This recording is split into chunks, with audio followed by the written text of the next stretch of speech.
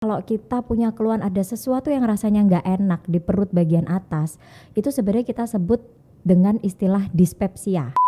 Dan nggak cuman masalah makanan aja ya Mbak ya, termasuk misalnya kita konsumsi obat-obatan.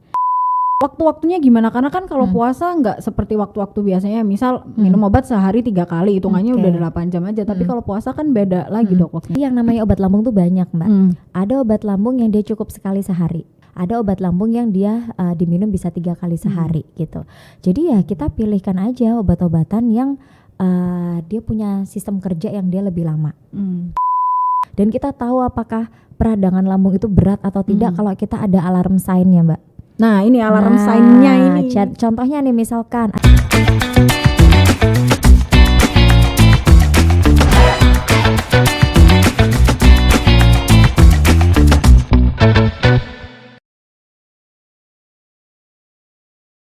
Halo, selamat datang kembali di podcast Harian Surya dan Tribun Jatim Network. Cakap sana, cakap sini. Nah, kembali lagi bersama saya Akira Tandika yang hari ini akan menemani Tribuners untuk berbincang-bincang, ngobrol santai tapi nggak bercandaan karena spesial episode hari ini kita akan membahas mengenai isu kesehatan. Nah, kalau ngomongin soal isu tertentu ini pastinya Akira nggak sendirian karena di sini sudah hadir bersama Akira ada Dr. Reni Anggraini SPPD Finasim dari Rumah Sakit Siti Hajar Sidoarjo. Selamat datang Dr. Reni. Selamat datang Mbak Akira. Wah, ini dokternya cantik hari ini. Ya. Nah, dokter, hari ini kan spesial mengenai isu kesehatan. Nah, isu kesehatan yang pengen Akira bahas hari ini adalah mengenai penyakit sejuta umat, penyakit para pekerja, penyakit para budak korporat yang fokus bekerja hingga lupa memberikan asupan untuk dirinya sendiri. Spesial hari ini Akira ingin membahas mengenai penyakit MAH. Oke. Yang tadi Akira udah bilang bahwa ini adalah penyakit sejuta umat. Nah, dokter ini Akira mau langsung aja ya karena sebenarnya saya juga nggak tahu ini Akira apakah MAH ataukah penyakit yang lainnya yang dirasakan di dalam perut ini seperti apa. Untuk keluhan mengenai MAH ini sumber utamanya tuh dari apa sih dok? Apakah karena makan tidak teratur atau ada makan dengan bahan-bahan tertentu atau seperti apa? Silakan dok. Oke, makasih Mbak Akira. Terima kasih udah diundang ke sini. Iya, sama-sama. Akira juga seneng.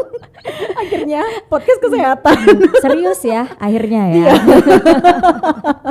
Jadi gini, sebenarnya banyak orang yang menyalahkaprahkan bahwa setiap ada keluhan yang nggak enak di daerah lambung itu disebut MAH. Oke. Gitu ya. Padahal sebenarnya kita untuk mendiagnosis apakah itu suatu penyakit yang kita sebut MAH atau bukan, itu harus melalui prosedur khusus. Gitu. Jadi sebenarnya kalau kita punya keluhan ada sesuatu yang rasanya nggak enak di perut bagian atas, itu sebenarnya kita sebut dengan istilah dispepsia. Dispepsia. Ini istilah kedokteran atau istilah awam nih dok sebenarnya? Istilah kedokteran sebenarnya, betul. Jadi kalau kita bahas segala sesuatu yang rasanya nggak enak, nggak nyaman di perut bagian atas, itu kita sebut namanya dispepsia. Nah, dispepsia itu bisa berupa seperti GERD, mungkin pernah dengar ya, atau orang awam bilang juga seperti MAH. Nah, iya Pak. Ya kan? Jadi kita bahas yang MAH dulu ya. Sorry. Oke, lanjut. Jadi kalau misalnya MAH itu istilah awam, tapi kalau kita misalnya ngomongin bahasa kedokterannya itu kita sebut dengan gastritis. Gastritis. Oke. Gitu. Jadi itis itu adalah artinya radang, Mbak. Jadi gaster itu artinya lambung. Jadi kalau kita ngomongin gastritis berarti artinya ada suatu peradangan di daerah lambung, kan gitu. Benar. Nah, itu yang kita sebut MAH gitu. Jadi kalau misalnya keluhannya seperti apa gitu kali ya Mbak Akira mau nanya ya gitu. Benar. Paling sering ya nyeri ulu hati. Nyeri oh ya itu kadang sampai melilit gitu Dok. Bisa sampai tembus ke punggung, bisa rasanya mual, iya, bisa rasanya muntah. Itu sih khas-khas yang sering terjadi atau sering dikeluhkan oleh pasien itu seperti itu. Cuman memang disebabkan karena apa? Macam-macam sih. Pertama masalah makanan bisa, ya kan? Mungkin makanan yang tidak higienis, kita misalnya jajan yang sembarangan, ternyata makanan itu terinfeksi oleh kuman. Paling sering adalah kuman Helicobacter pylori. Helicobacter pylori. Bagus namanya ya. Saya ingatnya helikopter. Oke. Nah, paling sering itu adalah kuman yang bisa menyebabkan infeksi atau peradangan pada lambung. Betul. Cuman kita nggak bisa menentukan apakah dia pasti terinfeksi atau tidak ya gitu, karena perlu pemeriksaan khusus. Bisa pengecekan lewat darah atau pengecekan lewat khusus lah, atau bisa lewat endoskopi. Jadi kita masukin kayak alat, terus kemudian kita kayak ambil jaringannya sedikit, kita biopsi, kita lihat ternyata memang terinfeksi. Bisa seperti itu gitu. Kurang lebih keluhannya ya seperti itu. Nyeri banget gitu. Oke, jadi tetap nggak masih perlu apa ya, kayak pemeriksaan lagi apakah nyerinya ini nyeri karena makanan atau apa, atau gimana, telat makan atau apa gitu ya Dok? Kalau telat makan pun juga bisa gitu. Jadi kalau misalnya telat makan, otomatis apa yang terjadi, asam lambungnya kan pasti akan meningkat ya gitu. Terjadi produksi asam lambung yang meningkat, itu juga bisa. Makanya pada kondisi-kondisi seperti ini biasanya kita anjurin adalah makan yang tepat waktu, time dependent sifatnya kan gitu. Kadang-kadang kan orang rapelan ya Mbak ya. Bener nggak? Sekarang nggak lapar gitu. Tapi nanti pas begitu lapar tiba-tiba makannya langsung banyak. Itu gitu. juga mempengaruhi. Kita udah didesain secara sempurna nih Mbak, nih lambung tuh gitu. Dia mencerna makanan yang paling tidak dia sedikit kita cerna dengan sempurna, baru nanti kita makan lagi. Tapi paling sering orang-orang yang kasus-kasus dispepsia ini, dia belum finish mencerna makanan dengan baik, dia udah makan lagi gitu. Atau makan makanan khusus yang memang dia mempunyai potensi untuk meningkatkan asam lambung. Contoh kayak apa, makan pedas ya kan, makan makanan yang asam.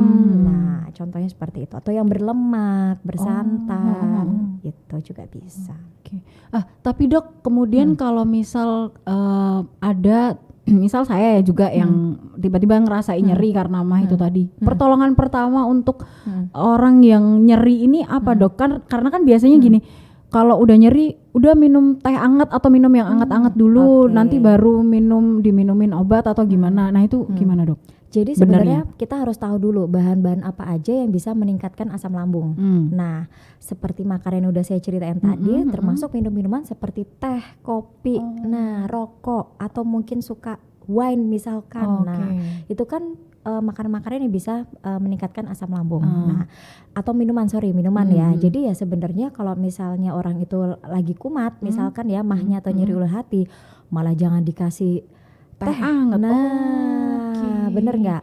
Karena bagaimanapun juga teh kan dia masih mengandung kafein ya. Sama gitu, kayak kopi. Meskipun sedikit gitu. Jadi minum air boleh karena air kan netral aja gitu. Terus kemudian ya memang kita bisa dengan obat-obatan sih gitu ya.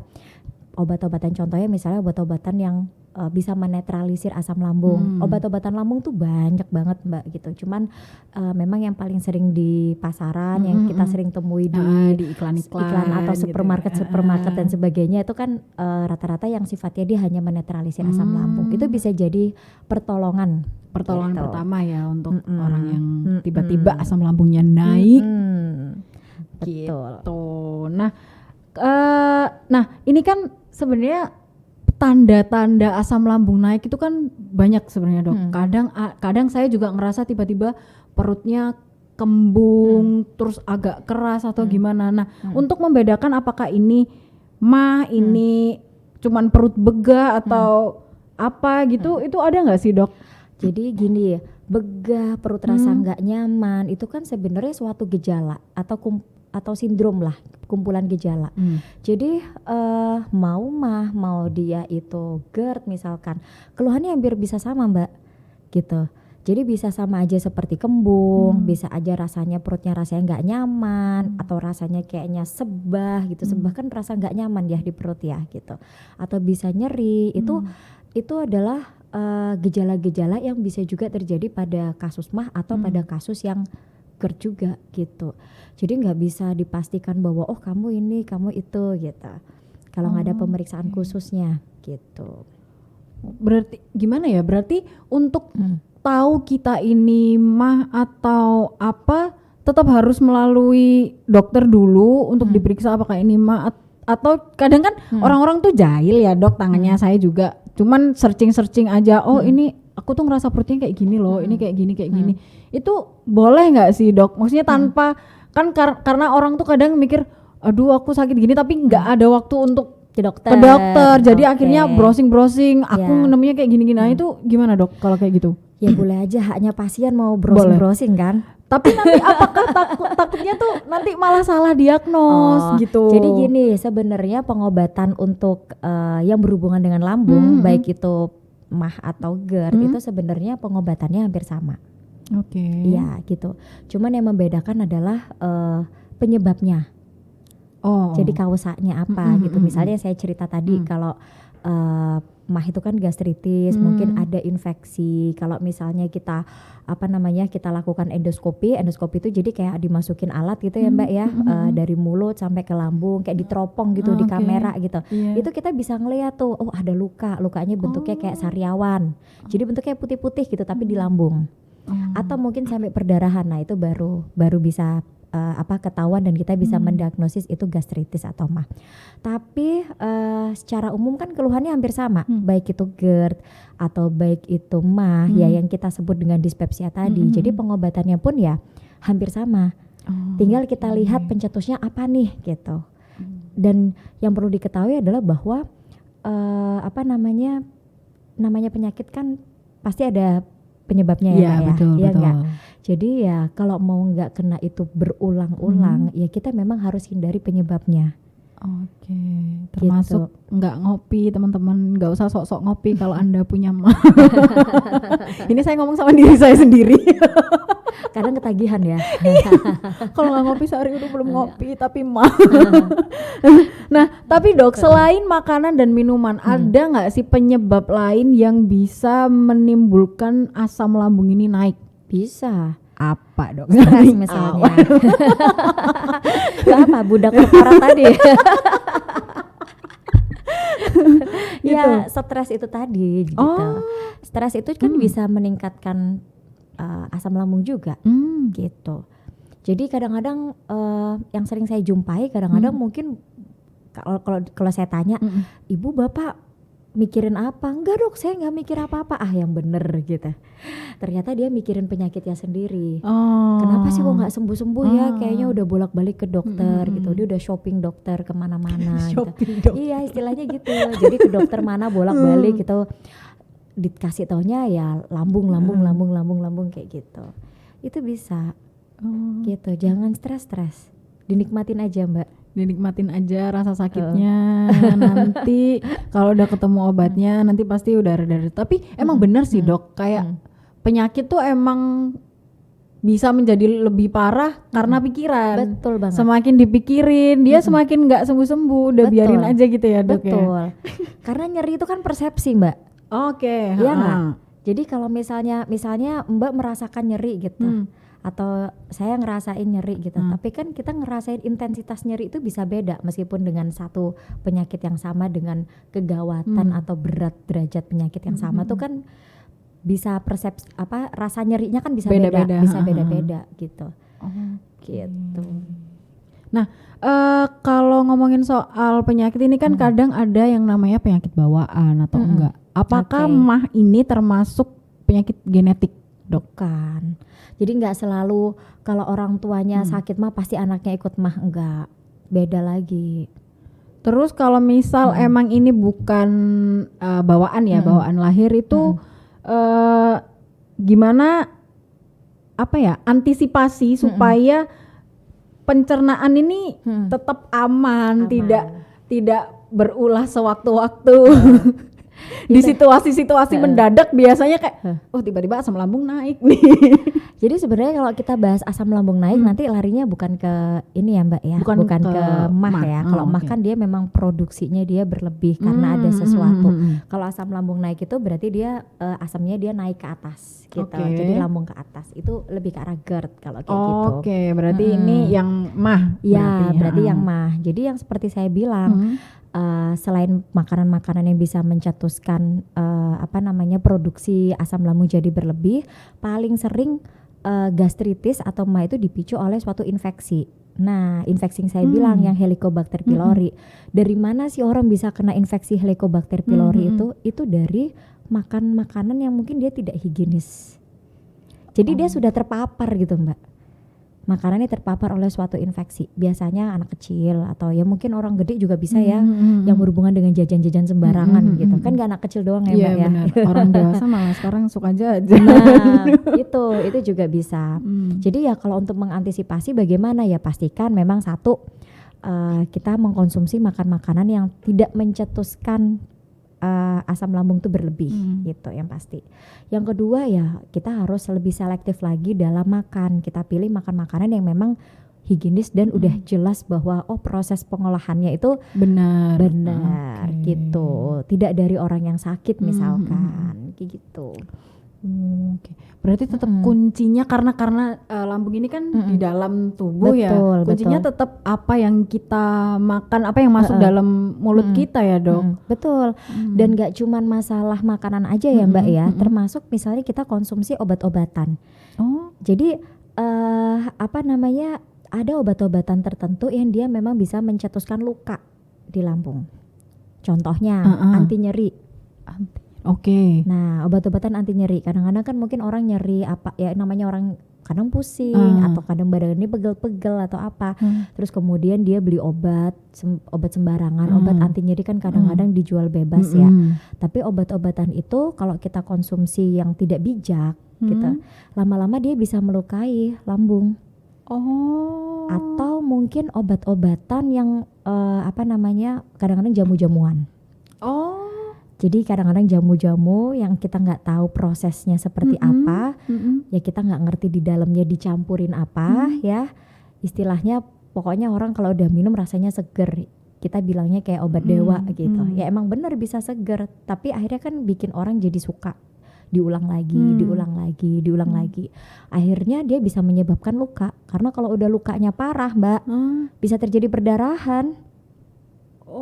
Saya baru tahu ternyata jamu juga bisa. Maksudnya infeksi di dalam lambung itu juga bisa dari obat dan betul. Dari jamu. Tapi bukan jamunya ya, maksudnya jamu yang memang dia dicampurin oleh hal-hal suatu bahan yang dia bisa membahayakan lambung. Iya, betul. Jadi bukan berarti terus kalau gitu semua jamu ya enggak lah gitu. Iya. Ini juga perlu digarisbawahi karena biasanya orang-orang nggak boleh minum obat nyeri, nggak boleh minum jamu, itu pasti pikirannya langsung nggak boleh minum obat nyeri dan nggak boleh minum jamu, padahal bukan itu poinnya. Bukan itu poinnya. Obat nyeri pun ada yang aman untuk lambung, ada yang tidak aman untuk lambung. Kan ada juga yang seperti itu. Gitu. Dan itulah fungsinya dokter nanti teman-teman. Maksudnya karena kalau tadi dokter bilang obat nyeri itu banyak dijual. Terus orang-orang karena itu udah banyak dijual akhirnya beli sembarangan. Padahal kan untuk mendapatkan obat itu perlu resep dokter karena dokter akan ngecek kondisi kita tuh kayak gimana baru diresepin obat yang sesuai sama kondisi kita saat itu. Betul. Gitu teman-teman. Kalau memang udah ada riwayat mah atau gastritis ya atau dia GERD dan sebagainya, pasti kita akan lebih memilihkan obat anti nyeri yang relatif lebih aman. Bener nggak? Benar banget Dok. Gitu. Oke.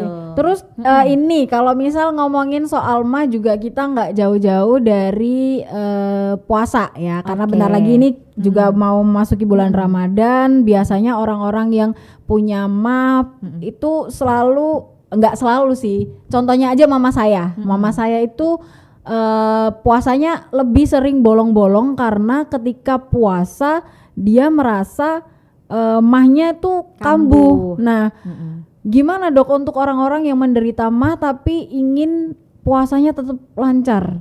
Jadi ini mungkin jadi salah kaprah juga ya Mbak ya. Iya betul. Jadi sebenarnya terkadang kita harus tahu bahwa sebenarnya penyebab terjadinya suatu keluhan asam lambung ya, entah itu memah, entah itu GERD, itu dipengaruhi oleh faktor makanan. Oke. Jadi sebenarnya kalau dari studi penelitian, kalau kita baca-baca, itu sebenarnya puasa itu sebenarnya aman loh. Buat Kan? orang lama. Mama sih nggak percaya. Loh, kok mamanya disalahin? Gitu. Jadi sebenarnya aman karena apa? Karena kita memberikan kesempatan untuk lambung Beristirahat. betul. Jadi kita nggak maksain gitu. Sebenarnya itu. Jadi aman, tapi memang harus ada tekniknya. Nah, ini teknik gitu. untuk untuk supaya si mah ini tidak kambuh saat kita menjalankan puasa dari Dokter Reni. Jadi pasti adalah satu, tidak boleh melewatkan waktu sahur. Itu udah wajib. Karena kadang-kadang orang-orang kan mungkin udah terbiasa terus malas sahur ya, atau sahurnya asal-asalan atau apa. Padahal sahur itu penting banget. Sahur dan berbuka, otomatis kita pilih makanan yang relatif aman untuk yang punya gangguan mah ya. Nggak pedas, nggak kecut, nggak yang asem-aseman, nggak yang bersantan, ya kan, yang nggak berlemak seperti itu. Terus kemudian yang kedua adalah ya kita kalau namanya orang ada hubungan dengan lambung pasti dia berhentilah, makanlah sebelum lapar dan berhentilah sebelum kenyang. Jadi makan itu kita harus porsinya harus yang benar-benar diukur. Iya, ya maksudnya tidak berlebihan, tidak sangat kekurangan gitu. Jadi intinya adalah berhenti sebelum benar-benar kenyang. Kalau kita lapar ngikutin terus aja kan nggak selesai-selesai ya kayak gitu. Itu juga. Terus kemudian yang pasti adalah kita bisa pakai obat juga gitu, obat-obatan lambung. Jadi paling tidak dia bisa memproteksi selama kita berpuasa. Nanti kalau buka puasa gimana? Ya jangan nanti-nanti gitu. Jadi begitu beduk berbuka puasa ya segeralah berbuka. Gitu. Ini Dok, kalau misal mengkonsumsi obat itu waktu-waktunya gimana? Karena kan kalau puasa nggak seperti waktu-waktu biasanya, misal minum obat sehari 3 kali, hitungannya udah 8 jam aja. Tapi kalau puasa kan beda lagi Dok, waktunya itu gimana? Jadi yang namanya obat lambung tuh banyak Mbak. Ada obat lambung yang dia cukup sekali sehari. Ada obat lambung yang dia bisa diminum 2 kali sehari gitu. Ada obat lambung yang dia diminum bisa 3 kali sehari gitu. Jadi ya kita pilihkan aja obat-obatan yang dia punya sistem kerja yang dia lebih lama gitu. Kita bisa kok obat itu nggak cuma satu macam. Jadi nggak misalnya obat lambung tuh yang kita minum itu cuma satu macam itu aja ya, enggak. Lagi pula kan obat lambung tuh bukan antibiotik ya. Artinya kalau misalnya kita nih kita nggak minum ya udah nggak apa-apa. Kalau memang nggak ada keluhan, nggak mengganggu kan nggak harus kita minum sesuai itu gitu.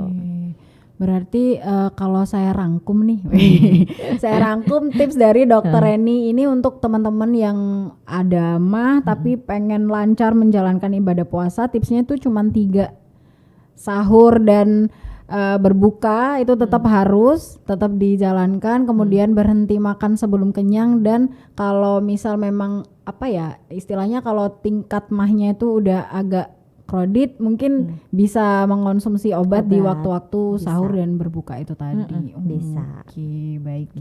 Dan yang paling penting adalah pemilihan makanannya juga. Iya, pemilihan makanan itu sangat ini ya. Soalnya orang-orang tuh kadang kalau puasa tuh gini Dok, sahur dan berbuka itu momen di mana mereka harus mengambil makanan sebanyak mungkin karena mikirnya aduh nanti aku nggak bisa makan siang, aku nggak bisa jajan, jadi sahurnya harus banyak. Terus kalau nggak gitu, ini aku karena seharian nggak bisa makan apa-apa, jadi buka puasanya dalam porsi yang besar gitu. Itu kan kalau untuk orang-orang yang punya makan juga agak bahaya karena dokter tadi bilang kan jangan sampai kekenyangan, karena kekenyangan itu juga ini kan Dok, nggak enak kan? Nggak enak, iya, begah, malas ngapa-ngapain. Oke. Terus kalau misal sudah pasien itu sudah divonis sakit mah, apa yang harus dilakukan untuk perawatan? Yang pasti gini, kalau misalnya penyebabnya itu mah itu kan kayak gastritis yang saya bilang tadi ya. Kalau misalnya penyebabnya adalah karena konsumsi obat-obatan, ya berarti kita hentikan obat-obatan yang sembarangan itu. Oke. Gitu. Kalau misalnya dia penyebabnya karena jamu-jamuan apa segala macam yang ada kandungannya, ya kita stop gitu. Kalau penyebabnya karena misalnya infeksi, contohnya kuman gitu ya, kita harus memilih makanan yang higienis gitu.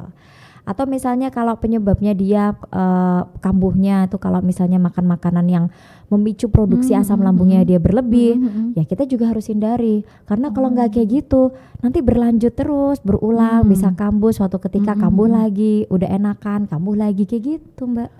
Oh, artinya sakit mah ini bisa sembuh total? Kalau sakit mah penyebabnya karena infeksi pasti bisa.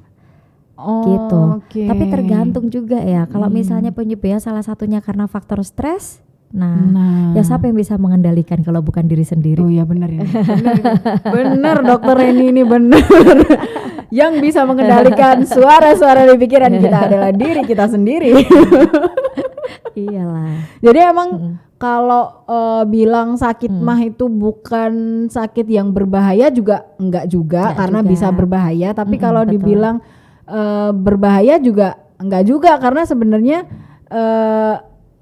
kita hanya perlu mengontrol apa yang masuk dalam mulut kita dan apa yang ada di pikiran kita gitu ya dok. Iya ya tergantung seberapa berat derajat sakit mahnya itu kan, sakit peradangan pada lambungnya itu gitu. Dan kita tahu apakah peradangan lambung itu berat atau tidak kalau kita ada alarm sign-nya, Mbak. Nah ini alarm sign-nya ini. Contohnya nih misalkan ada perdarahan. Perdarahan berupa muntah darah atau berupa BAB-nya warnanya hitam. Pernah denger nggak? Jadi BAB warna hitam, tapi kadang-kadang orang kalau udah hitam gitu dia udah takut-takut sendiri gitu kan. Padahal bukan maksudnya hitam yang seperti itu, tapi hitam yang berbentuk seperti kayak petis dan lembek dan berbau banget gitu. Itu baru menunjukkan adanya perdarahan pada saluran pencernaan bagian atas. Bagian atas itu berarti ya daerah lambung. Gitu. Nah itu ya bisa disebabkan karena apa? Bisa disebabkan karena ya obat-obatan yang tadi, anti nyeri, obat pengencer darah, atau yang kandungan isi jamu yang kita nggak tahu itu steroid paling sering, isinya steroid. Itu yang paling sering terjadi. Atau mungkin ada kondisi tertentu, misalnya ternyata ada tumor, itu kan bisa juga. Tapi itu maksudnya tumor lambung kan, itu kan juga memberikan gejala juga hampir sama, mual, muntah, nyeri perut, nyeri ulu hati gitu kan, perdarahan gitu. Tapi atau juga disertai dengan penurunan berat badan yang signifikan, yang tidak bisa dijelaskan atau penurunan nafsu makan yang besar-besaran gitu. Itu alarm sign. Dan kalau udah ketemu alarm sign, ya bukan berarti terus kita hanya bilang oh itu mah aja, tapi kita perlu pemeriksaan lanjutan. Berarti sorry dok saya potong. Soal alarm sign yang BAB menggelap itu tadi itu berarti penyebabnya nggak hanya mah aja. Iya, karena kalau kita konsumsi vitamin penambah darah Mbak yang mengandung zat besi, BAB-nya juga warnanya hitam. Jadi untuk mengetahui apakah dia perdarahan atau bukan, ya kan kita harus ada pemeriksaan lanjutan. Gitu. Berarti nggak bisa disimpulkan bahwa BAB hitam itu tadi adalah salah satu tanda bahwa kita mah gitu ya. Mungkin ada beberapa penyebab lain, tapi untuk tahu lebih pastinya kan tetap harus menjalani pemeriksaan. Iya. Saya agak panik nih. Saya udah mulai panik nih. Karena kan BAB hitam kan tergantung, kalau konsistensinya dia kayak petis itu yang benar-benar kayak perdarahan. Gitu. Dan kalau perdarahan Mbak, ya pasti kalau kita cekkan, ini jadi jauh ya kita ceritanya ya. Jadi kalau perdarahan pasti kalau kita cek laborat pasti kan dia jadi anemia Mbak. HB-nya turun karena berdarah keluar terus. Jadi kalau misalnya kok BAB saya hitam dok gitu, hitamnya kayak petis nggak gitu? Enggak dok, keras gitu. Ya berarti kan belum tentu. Gitu. Tapi ada ini nggak sih dok? Saya jadi bahas BAB-nya. Tapi cuman ya aku jadi melenceng ya. Ada misal harus beberapa hari gitu atau cuman sehari aja udah harus langsung pemeriksaan atau gimana? Kalau ketemu alarm sign yang saya ceritain tadi segera. Karena udah itu udah termasuk urgent banget atau urgent? Oke. Baik. Ini juga ada satu pertanyaan yang menurut saya sangat penting. Di beberapa kasus kematian yang disebut karena sakit lambung atau pencernaan, kalau misal sampai sebegitu mengkhawatirkan, efek sakit pencernaan ini sebenarnya kemana aja, Dok? Kemana aja? Jadi gini, mungkin pernah dengar istilah kadang-kadang kalau kita tanya orangnya nggak ada meninggal, kenapa? Sakit apa? Sakit lambung gitu ya? Mesti kadang-kadang orang bilang gitu ya. Jadi apakah sakit lambung bisa menyebabkan kematian atau tidak? Ya tergantung sakit lambungnya apa, Mbak. Kalau lambungnya hanya berupa cuman asam lambungnya naik-naik yang biasa-biasa aja ya, bukan itu yang nyebabin orang meninggal gitu kan. Tapi kalau misalnya ternyata ada perdarahan, infeksi berat gitu, itu apakah bisa menjadi kegawatan dan sampai berujung pasien itu nggak ada? Ya bisa aja kalau memang benar-benar udah parah banget gitu. Jadi bukan yang bukan yang biasa-biasa gitu. Emang yang udah parah banget dan tidak mendapatkan penanganan. Betul, karena kalau ditangani ya harusnya bisa dikendalikan lah bisa gitu. Dikendalikan. Oke. Ini ada satu pertanyaan lagi. Ini mungkin akan menjadi pertanyaan terakhir. Karena teman-teman nggak ada yang nanya lagi sih. Aku terus yang kalau di tempat Dokter Reni nih di Rumah Sakit Siti Hajar itu apakah prosedur pemeriksaannya seperti untuk orang yang MAH ini seperti apa jika orang ingin mengetahui kondisinya? Pemeriksaan apa aja yang akan dilakukan Dokter Reni? Jadi penyakit apapun ya kalau ada orang datang pasti kita nggak ujuk-ujuk langsung lakuin pemeriksaan apa. Pasti kita harus satu tanyain dulu.